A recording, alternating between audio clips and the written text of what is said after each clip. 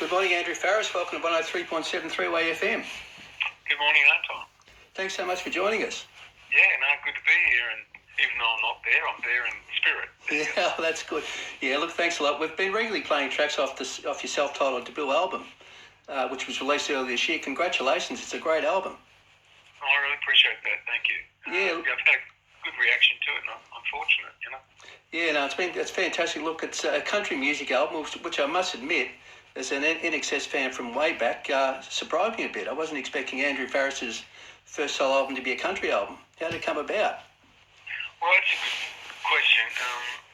Basically, I'm a songwriter. People who know anything about my background and what I did with and for INXS, and, you know, it was an amazing vehicle, INXS, for me as a songwriter. I feel very fortunate, and I worked a lot also with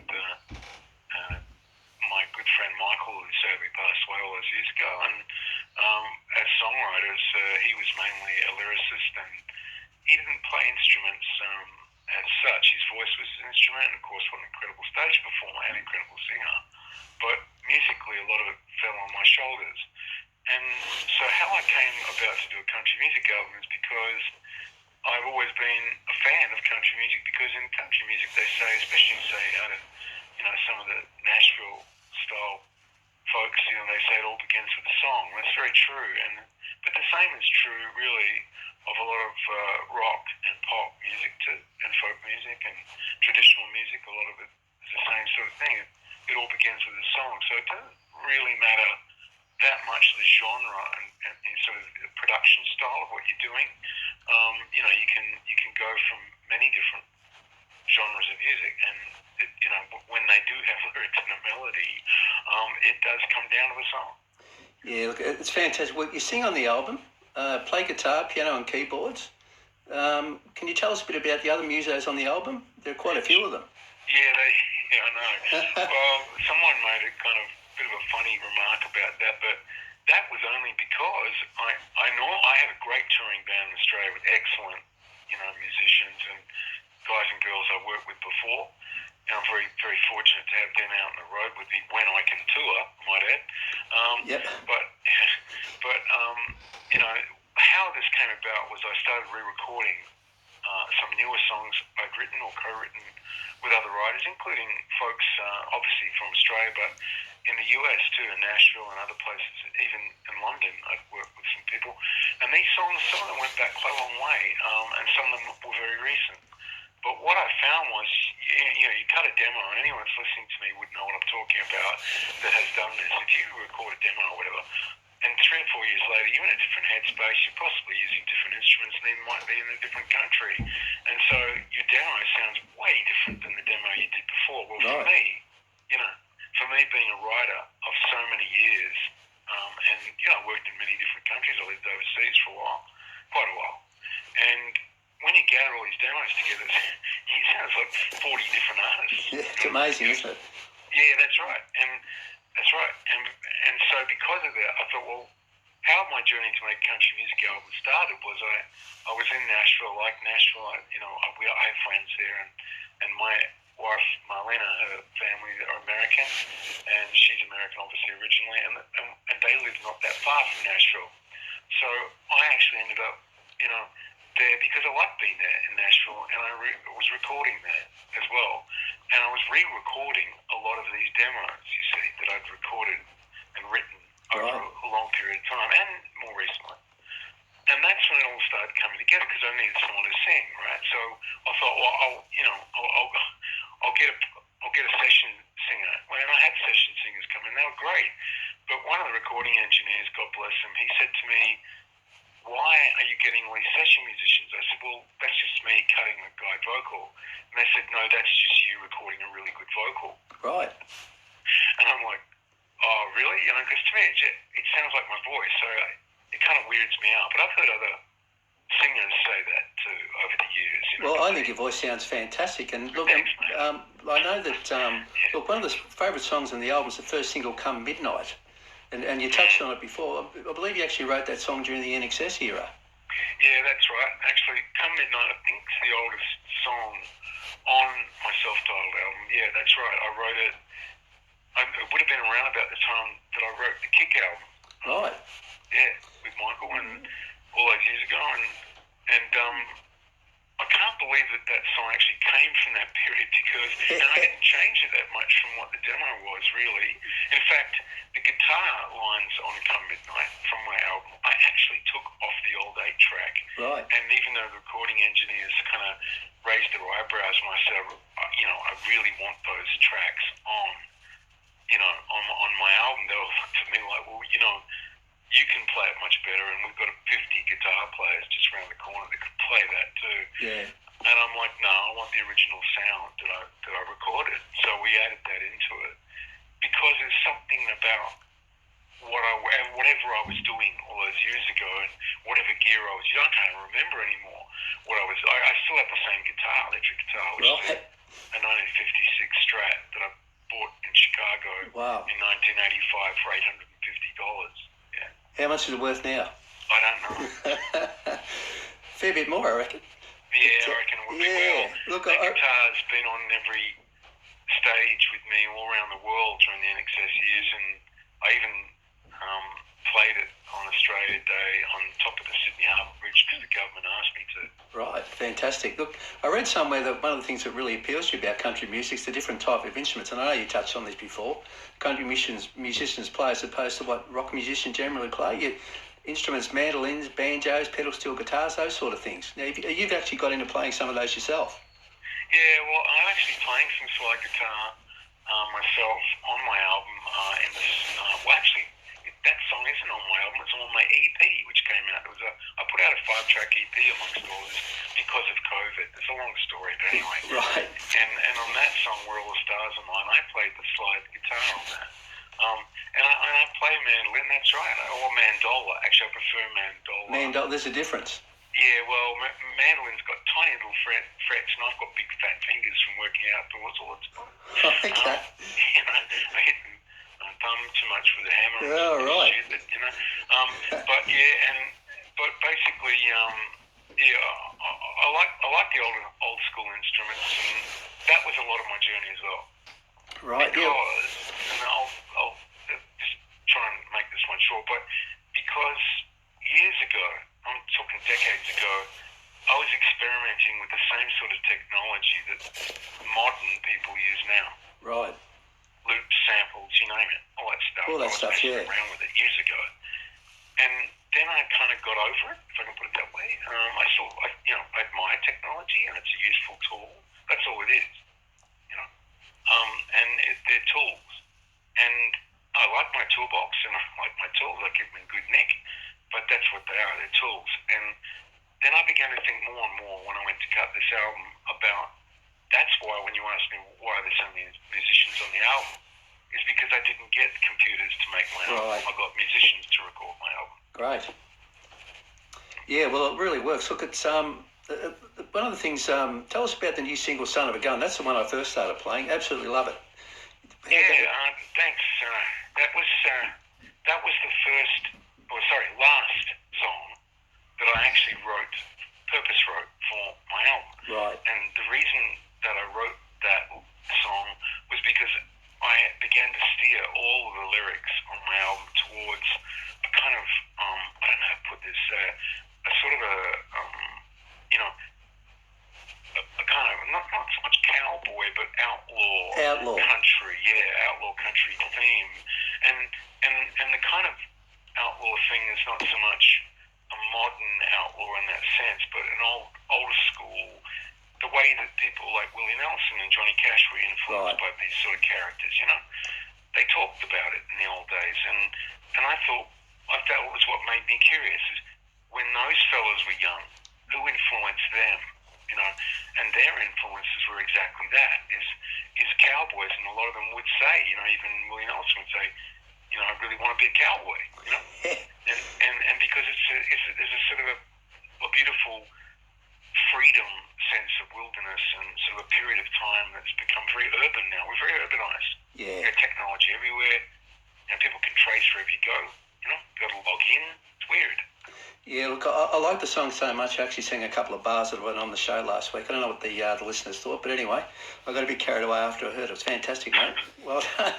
Look, Yeah, with well, the... I just with some of it going, I track the music in the studio with the musicians first, which is really unusual. They all kept saying, this is really odd, we don't normally do this. And I said, well, I want to work on the vocal and the lyric more, but outside of the studio, because that's just how I work. And so we cut the music, and they were kind of scratching their heads, but they did it. And the next day, that night, I went back to the hotel room in Nashville, and I finished the melody and the lyric, and I walked back in the next day and sang it. Right, yeah, fantastic. Look, apart from the great music, I think the artwork on the album's absolutely sensational. Now, with the the outlaw photos, horses, dusty Wild West towns, that sort of stuff, it's where did the idea from the artwork come from? I know it's a country album, but it's great work, fantastic. Thank you. Well, again, that was partly by coincidence or fate, where I'd been in Nashville and Marlene and I decided to take a holiday because I've been working there pretty full on for a while, and it was good for her too to get out of there. And so we went down to the Mexican border, and we met this couple, and sadly Craig Lawson, the wrangler or cowboy guy who we met down there, has passed away, but he and his wife Tam, we went on this sort of, I don't know, expedition, I guess you'd call it, adventure on horseback all through the wilderness area down along the Mexican border, and we rode horses all around there. And I saw the areas where the Apaches lived, and of course right on the Mexican border where Arizona and New Mexico meet Mexico. And it's just south of Tombstone. Right. Sorry, not south. It's not south of Tombstone. It's east of Tombstone. And good name for a song, actually. And sounds fairly ominous, doesn't it? Tombstone. Yeah.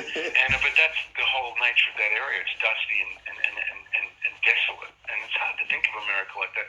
Most tourists never go to the desolate parts of America, right, where there's wilderness in it. And there's a lot of sad history there, but there's something gritty that reminded me instantly of Australia and Australia's outback and Australia's sort of, culture, even with our bushrangers and how our beginnings were as Australians. And something hit me, and I went, you know what? Why don't I really get into all this? I went back to Nashville, and the guys and girls I was working with there, they said to me, what do you want to write songs about? And I sort of took a big gulp, and I looked at them nervously, and I said, I want to write about the Old West. And they looked at me like, oh no, no, we want a modern pop country hit, man. Right. Like, well, yeah, I guess you do, but that's not what I had in my head. I thought, look, I've been in a massive internationally successful rock band. I know what it was like to compete against people like Paul McCartney and Michael Jackson on the US charts. And right. I know what that's like. I've been in that game, Yeah. And I thought to myself, is that what you really want to do for your own album, is to go back into that pop sensibility? And I thought, no, it's not what I want to do. What I want to do is write about an era where people still talked to people and communicated, and even pre-electricity, and they played old school instruments, Yeah, no, it's great. With look, and I know you touched on it before a little bit about the COVID. I've got to talk about that. What about the gigging side of things? Now, with the band, if you had much of a chance to play your country music as part of the band? Sorry, what's the question? Yeah, if you had much of a chance to play, I know COVID's been everywhere, but if you had much of a chance to actually play as a band, play your stuff as a country music band? Yeah, I was actually booked to go down to Victoria and as part of my tour earlier this year, and then of course, the States kept shutting all the borders. Yeah. And so I had to stop, and it was really frustrating for me, and I really want to say to people who were going to come along and see my live show, I'm really sorry that I couldn't come and play. I don't know what to tell you.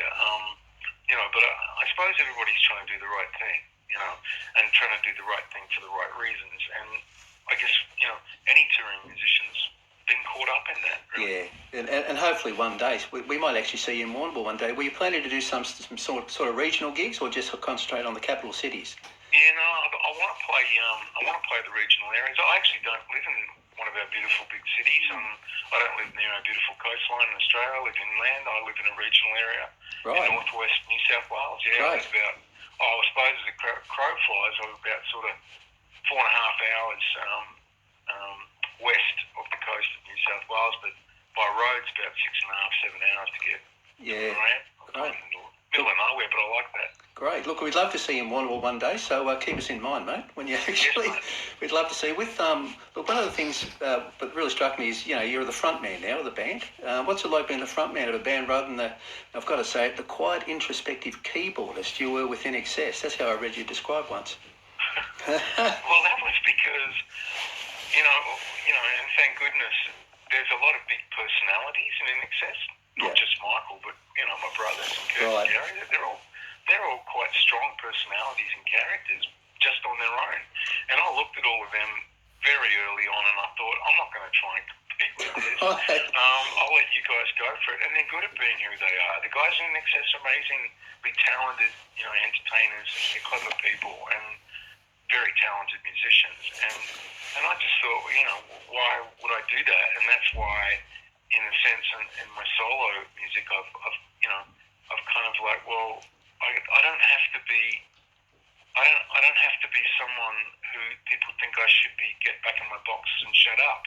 I'll be whoever I want to be. Right. So, look, I assume you don't get around the stage in the very theatrical way Michael does. Then, is it fair to say that, though? Well, I've done a couple of festivals, but because of COVID, everything's been shut all the time. But if you give me a stage, I'll get around on it. Fan, look forward to it. Well, what are Andrew Farriss's plans for the future? I know, gigging, you mentioned the gigging. What about another record, maybe? Or was it too early? Yeah, no, I think that's definitely on the cards. I mean, if people get into what I'm doing, I'll get into it too. Do you know what I mean? Like, it's that simple. And I've had really good reaction and response from people, and I just want to say thanks to people for doing that, and I hope they like my music, and if it keeps on going, I'll keep making music. Yeah, let's look at. Well, the next record will be country, or is it too early to sort of? Well, you sort of focus. You consider yourself you're a country artist now, or? Yeah, I'm considering myself country, country rock and country folk as well, folk music, and but I've also been responsible, as people might know, with INXS also to do sort of funky stuff and groove-based stuff. I might meld some of that into what I'm doing now. Right. Yeah, it'd be an interesting combination. Look, I've got to tell you this story. You know that 103.7 3WAY-FM is located in Warrnambool, in Victoria. Yep. Look, I know you've been to Warrnambool before, because my wife's told me about 1,000 times over the course of our marriage that in 1982, INXS actually stayed in the motel in Warrnambool that she was working at the time, and she actually met Michael Hutchins. She didn't meet Andrew Farriss though. But do you remember Warrnambool in the motel? 1982. That's a long time ago. 39 years. I'll be a liar if I said I remember every I thought you might say that. But I do remember Warrnambool. Great. I'm not sure I remember the hotel. Well, look, my wife absolutely remembers it, and she was just disappointed she didn't meet you. She met Michael though. She said Michael was a lovely man. Yeah, he was. He was a good guy. Yeah, fantastic. Yeah, look, on the subject of INXS, now I know the listeners will hate me forever if I let you go without asking you something about INXS. Yep. Is there any chance of an INXS reunion, mate? That's the big question. Any chance of that at some stage of time in the future? I don't think so. I think that's complicated. But then, you see, one thing I've learned to say when people ask me this question is I'm just one of another bunch of guys. Right. There's other guys in the band, my brothers and other people, and you need to ask them. Yeah. Yeah, good answer. But look, if it happens, it'd be fantastic. But we're more than happy just to keep listening to Andrew Farriss, solo artist, mate. Great stuff.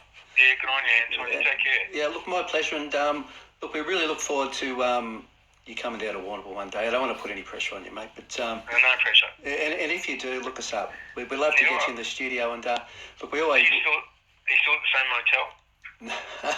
No, she's not. She's moved on from there, mate. It's called, I doubt whether, look, the Downtown it's called. So if you're looking for a motel, I don't know, look it up, mate, the Downtown. There's a free plug for it. I've stayed at palaces and I've stayed everywhere, in the world I can think of, good and bad. So. Well, we're thinking, look, that maybe the Downtown's probably not quite the standard that INXS. I shouldn't say that. It doesn't bother me. Look, mate, you got to be clean sheets and a pillow, and that's enough. Get me up off the floor and I'm good. Yeah, fantastic. Look, thanks a lot, Andrew. Greatly appreciated, and but we'll have to talk to you again soon, mate. All right. And good luck with the album. It's a terrific bit of work, mate. Great stuff. Thank you, Anton. Thanks a lot. See ya. Bye-bye. Bye.